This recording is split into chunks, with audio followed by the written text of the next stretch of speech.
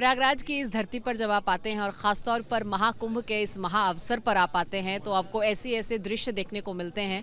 लेकिन ये तमाम दृश्य उन तमाम साधुओं के बगैर अधूरे हैं जो संत महात्मा यहाँ पर पहुँचते हैं। और ख़ास तौर पर अगर बात नागा साधुओं की जाए तो इनके बिना शायद कुंभ को, महाकुंभ को, अर्धकुंभ को इमेजिन भी नहीं किया जा सकता, उसकी कल्पना भी नहीं की जा सकती। जब आप यहाँ पर आते हैं और इन नागा साधुओं को देखते हैं, इन संत महात्माओं को देखते हैं, तो ये ऐसी तस्वीर होती है जो सिर्फ आपको कुंभ में ही देखने को मिलती है। और ऐसी ही एक तस्वीर इस वक्त मैं आपको दिखाने जा रही हूँ। और इस वक्त मेरे साथ महंत वशिष्ठ गिरी जी महाराज हैं। बहुत स्वागत है आपका। बहुत बहुत स्वागत आपका भी है।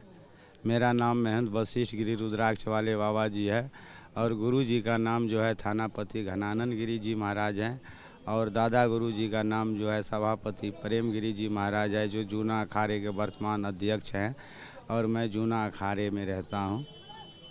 महाराज ये बताइए कि जो संत महात्मा होते हैं, खासतौर पर जो नागा साधु होते हैं, उनके लिए क्या महिमा रहती है, क्या भाव रहता है महाकुंभ के प्रति? ये जो महाकुंभ का जो पर्व है ना, हम लोगों का विशेष महत्व रखता है, जो कि हमारे सनातनी जो हमारे धर्म है आज से नहीं आदि अनंत से ही चल रहा है।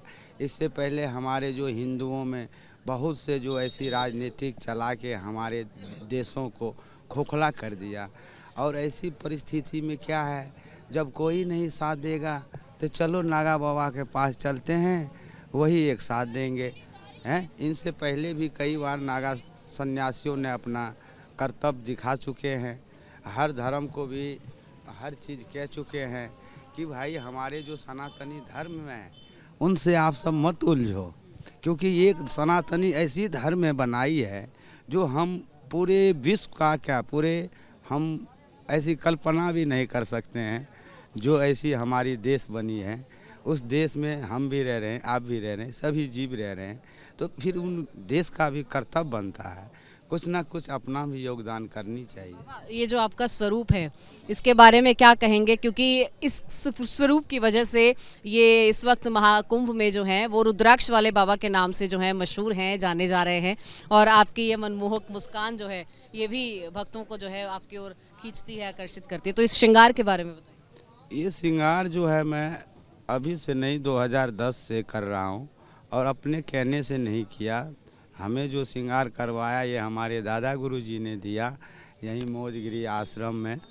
यहीं मेरा अखाड़ा भी है, पुराना अखाड़ा, और यहीं श्रृंगार दिया और बोला बेटा आप श्रृंगार करो और अपनी धर्म की जागरूक करो और संसार को जग कल्याण के लिए कुछ भजन करो। तो मैं इसी जब से दिया, मैं भी जग कल्याण के लिए रुद्राक्ष पहन के भजन करता रहता हूँ। भजन करते हैं आप? हाँ जी। कौन सा भजन करते हैं?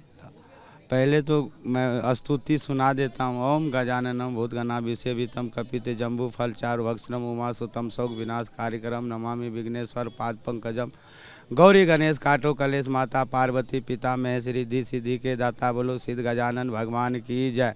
ओम कर्पूर गौरंग कर्णावतारंग संसार सारम भुजगे विहारम मंडाल मालाय करताल कालाय दिगंबराय च दिगंबराय च कितकन धराय च कितकन धराय च नमः शिवाय च नमः शिवाय च अखंडा नाम गोदावरी शोक संतान नाम पारनी सच्चिदा आनंद स्वरूपाय शिव शंकराय नमो नमः नमो नमः। ओम नमः पार्वती फतेह हर हर महादेव। कोई भजन सुना सकते हैं जो आप गाते हैं या जब आप स्तुति में होते हैं? तो हमारे स्तुति में तो जो है आरती पूजा होता है। हम अभी कहो तो मैं सुना दूँ हैं। नागेंद्र हराय तिरुपुर रचनाय तिरोचनाय भस्माचरकाय महेश्वराय दिवाय दिवाय दिगंबराय तस्मै कराय नमः शिवाय।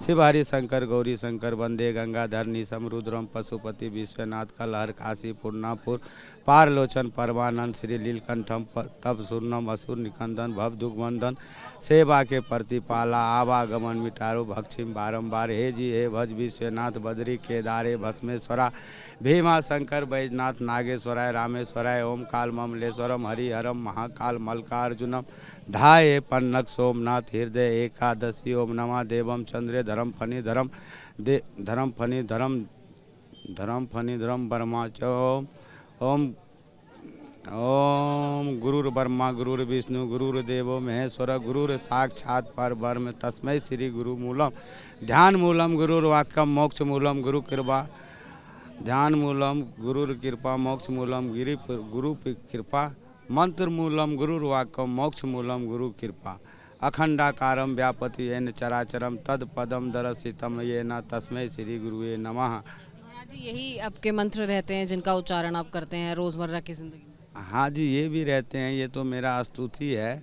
और ये जो रुद्राक्ष आपने धारण किए हुए हैं, कितने रुद्राक्ष हैं जिस वक्त आपने धारण किए? ये जो है लगभग 1.25 लाख दाने के आसपास हमने श्रृंगार अभी कर रखे। कितना वजन होगा इसका? देखो, मैं इसका वेट नहीं किया हूँ, सभी हमसे यही पूछते सवाल करते आए महाराज जी कितने वेट है, कितने वेट है। हमने अभी अंदाज नहीं किया हूँ जी। 1.25 लाख के करीब ये रुद्राक्ष आपने इस वक्त पहन रखा हाँ जी, हाँ जी। है। और 4 साल से पहना हुआ है? नहीं, मैं 2010 से ही श्रृंगार कर रहा हूँ जी। अच्छा, ये बताइए कि नागा साधु बनने की जो प्रक्रिया होती है क्या होती है, कैसे नागा साधु बनते हैं, क्या उनका दिन से लेकर रात तक का क्या दिनचर्या रहती है? ऐसा है, नागा सन्यासी जो बनते हैं पहले गुरु लोग जो है उसको दीक्षा दी जाती है, ब्रह्मचारी का पदवी देता है, फिर जो है उनको अपने साथ रखता है, फिर वो अपना क्रिया से उसको पास करेंगे। यदि हम उनके गुरु के कहने पे हम पास हो गए तो फिर जो है योग्यता जब देगा, जब योग्यता वो होता है, जब अभी मेरा पिंडदान होता है, संस्कार के विषय में आपने बोले तो हम लोगों का संस्कार होगा।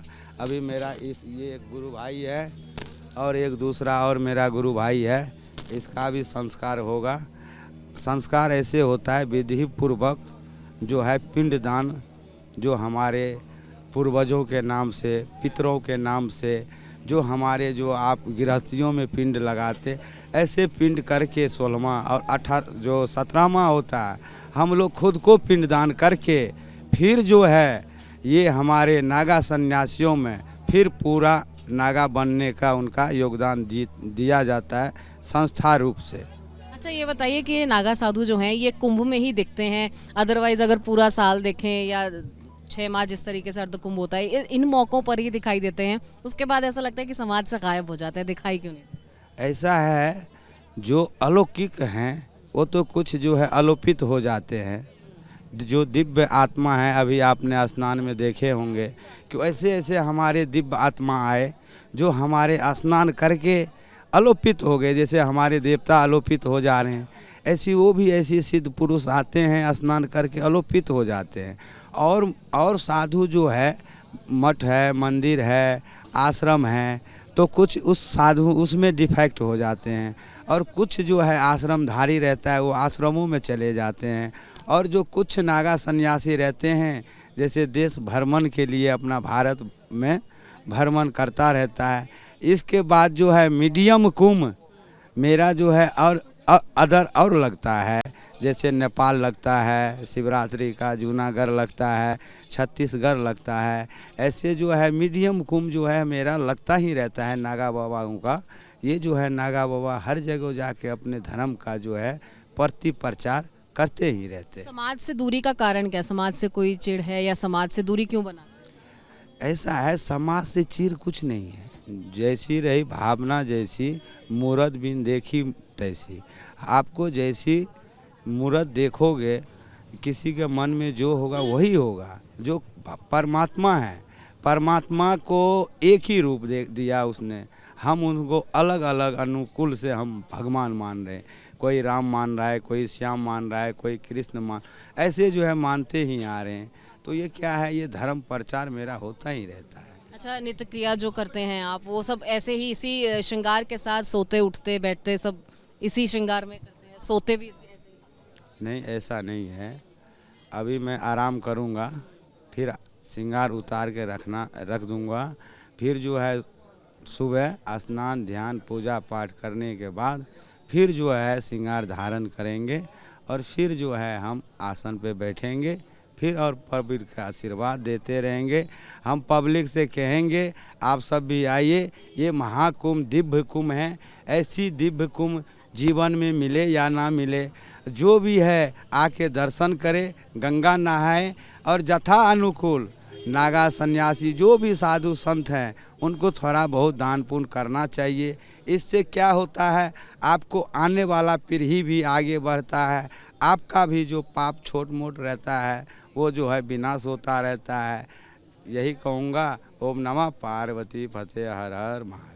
तो ये थे महंत वशिष्ठ गिरी जी महाराज, जिन्होंने 1.25 लाख से ज़्यादा रुद्राक्ष जो है वो धारण कर रखा है। इनका श्रृंगार है ये, और 2010 से ऐसे ही इस श्रृंगार को इन्होंने बनाया हुआ है, और इसी वजह से ये प्यार से रुद्राक्ष वाले बाबा के नाम से भी महाकुंभ में लगातार जाने जा रहे हैं।